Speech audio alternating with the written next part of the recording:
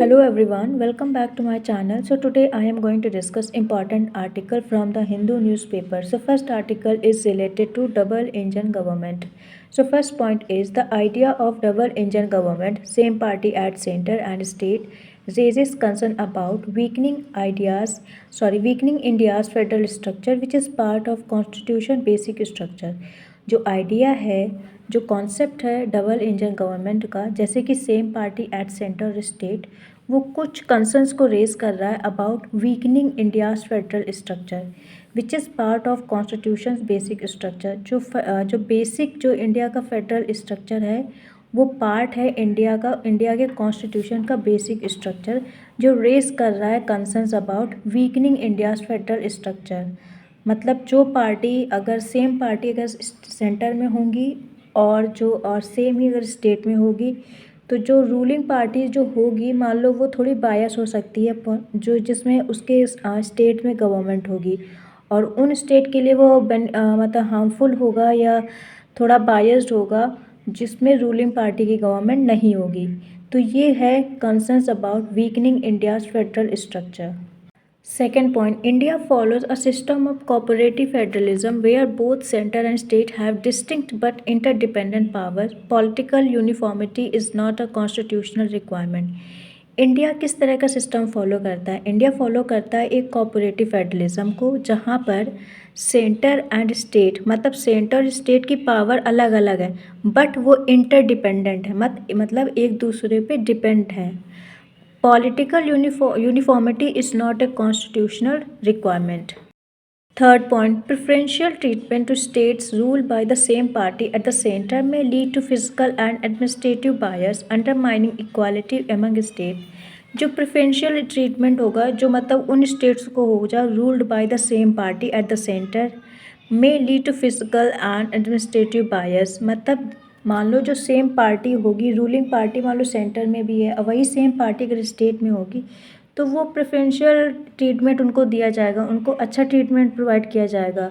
तो वही कह रहे हैं कि जो same party at the centre वो लीड कर सकता है फिजिकल और एडमिनिस्ट्रेटिव बायस, जो अंडरमाइन करेगा मतलब जो वीकेंड करेगा equality among states. Fourth point, the Finance Commission and constitutional bodies are meant to ensure fair distribution of resources, but political influence can distort this balance.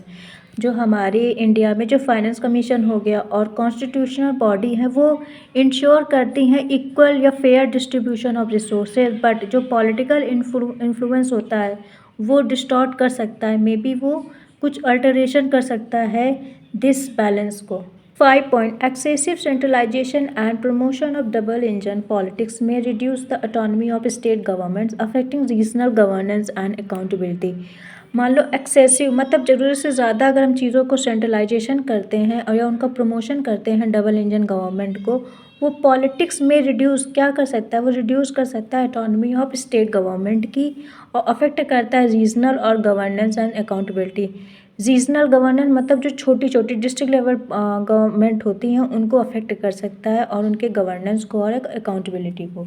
6 point, the Supreme Court has repeatedly upheld federalism as a core principle, stressing that states are not subordinate but coordinate units of governance.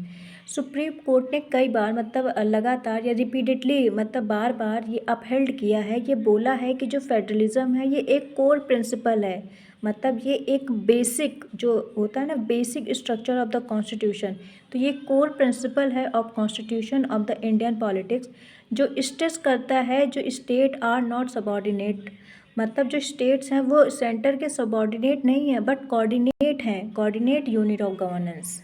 7 point, competitive federalism is healthy, but turning it into a political slogan risks converting governance into partisan advantage rather than public welfare.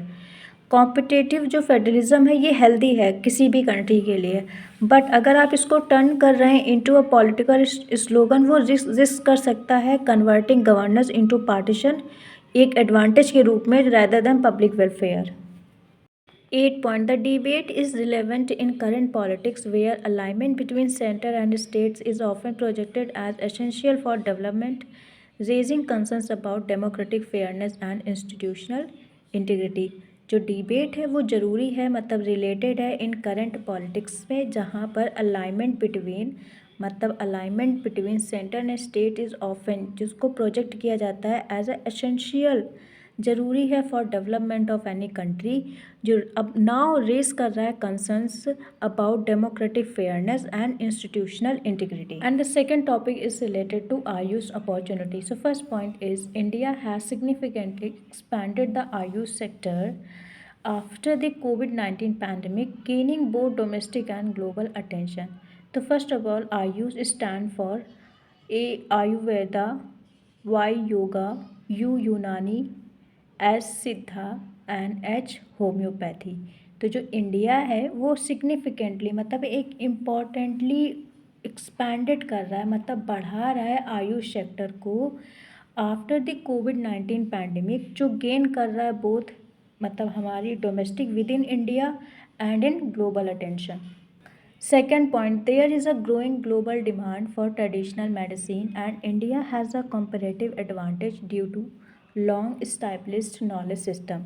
तो एक grow हो रहा है global demand for traditional medicine का, जो India के पास है एक कॉम्परेटिव, मतलब एक important advantage due to its long established knowledge system. Third point, despite potential, Ayush system lack strong scientific validation and standardized evidence which limits their credibility in modern healthcare. मतलब despite potential, मतलब enough potential होने के बावजूद जो Ayush system है वो lack कर रहा है इन स्ट्रॉन्ग साइंटिफिक वैलिडेशन और स्टैंडर्डाइज्ड एविडेंस में, जो कि लिमिट करता है their credibility in modern health care. 4 point, the article stresses that the need for rigorous research, clinical trials and evidence-based validation to integrate Ayush with mainstream medicine. जो article है वो stress कर रहा है, एम्फसाइज कर रहा है कि नीड है, हमको ज़रूरत है फॉर एक रिगरस, मतलब एक स्ट्रॉन्ग रिसर्च की, क्लिनिकल ट्रायल्स की और एविडेंस बेस्ड वैलिडेशन की, जिससे इंटीग्रेट होगा आयुष को विद मेन स्ट्रीम मेडिसिन में. 5 point, regulatory framework must be strengthened to ensure quality control, safety and standardization of AYUSH medicine and practices. जो रेगुलेटरी फ्रेमवर्क है उसको स्ट्रेंथन करना चाहिए, जिससे इंश्योर होगा क्वालिटी कंट्रोल, सेफ्टी और standardization of AYUSH medicine and practices. There is a risk of over commercialization and misleading claims which can harm public trust and global acceptance of traditional medicine. लेकिन यहाँ पे कुछ risk भी हैं, जैसे over commercialisation करना, over marketing करना और मिसलीड करना क्लेम्स को, जो हार्म कर सकते हैं पब्लिक ट्रस्ट, जो मतलब पब्लिक ट्रस्ट को हार्म कर सकते हैं और ग्लोबल एक्सेप्टेंस को भी रिड्यूस कर सकते हैं ऑफ ट्रेडिशनल मेडिसिन को. 7 point, integration of AYUSH into public health should follow a complementary approach not as a substitute for modern medicine specially in critical care.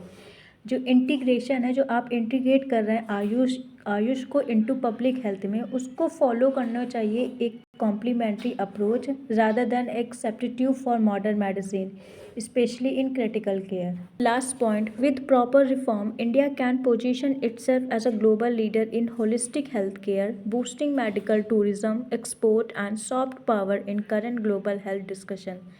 अगर हम प्रॉपर रिफॉर्म कर सकते हैं, अगर इंडिया करता है, तो इंडिया एक पोजीशन बना सकता है itself as a global leader in holistic health care में, एक मतलब कंप्लीट इम्पॉर्टेंट हेल्थ केयर में अपनी एक लीडरशिप बना सकता है, जो बूस्ट करेगा मेडिकल टूरिज्म को, एक्सपोर्ट को और soft power in current global health discussion.